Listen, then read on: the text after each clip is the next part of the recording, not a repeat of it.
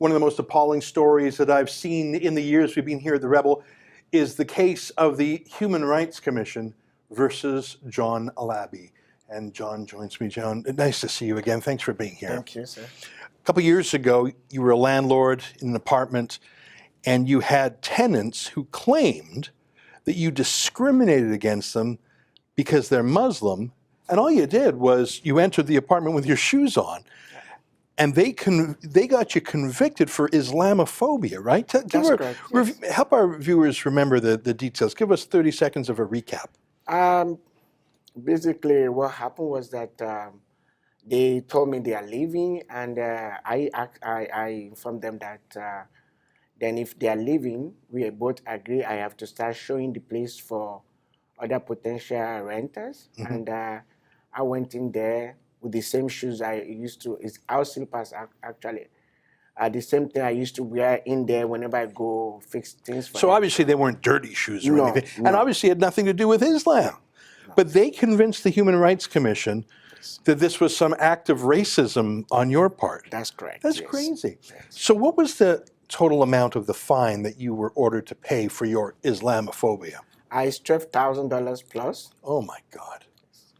Well, I remember when we heard about this and we came to you and said, we'll help you fight it. We'll help you fight it.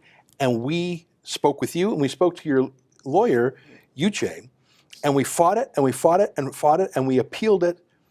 But then the appeal ruling came down and they stayed with the tenants. They upheld your conviction for Islamophobia.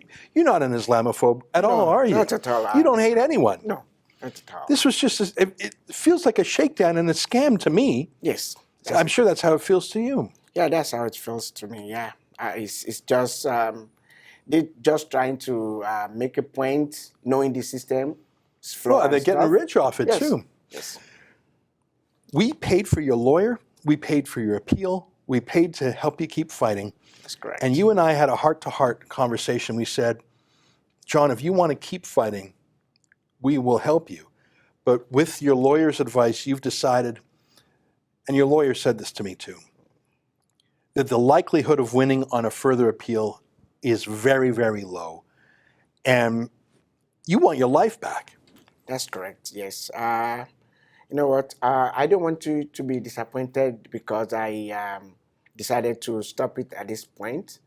It's just that I have tried as much as I can with your help and with his help to go as far as I can go now. But it looks like with the help of the lawyers and the advisor, it's counterproductive to go on because the only other place I could find help was not coming through.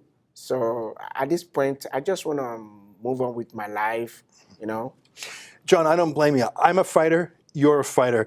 It's what we love about you is that you didn't want to be victimized. The system failed you. That's correct. But the system didn't beat you. No, it didn't. And I understand. And you know what? You know how it would have been if it would have broken your spirit. And what I see in you is a young man who's an entrepreneur, a hopeful citizen. You want to get on with your life and not spend your whole life in court, especially if it's a battle that you'll probably lose. And so I said to you, and let me say to our viewers, John fought with our encouragement and our funding for years. And at the end of the day, the system failed John. But I promised John that we would take care of his remaining bills. We've paid your lawyer. Thank you very much. You're welcome. And we paid him before Christmas. Thank you. And we were waiting to see if you were going to keep appealing. So what we have to do now is we have to get you out of the soup. That's correct. We have to, unfortunately, and I hate to do it, but if we don't do it, it's on you. Yes. We have to pay the fine, and there are some legal costs on the other side we have to pay.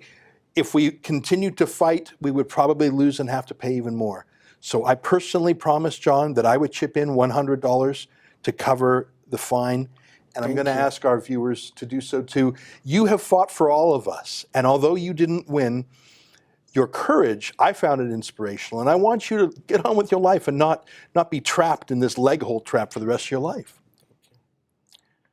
Yes, at this point, I would like to say thank you for all your effort. Thank you for standing by me. I really appreciate it. And I hope this will not happen to any other person. The system failed, but it did not break me. Yeah.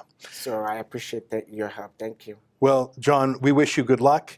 We despise the Human Rights Commissions. I myself have been put through the ringer by them, and I know it's not pleasant.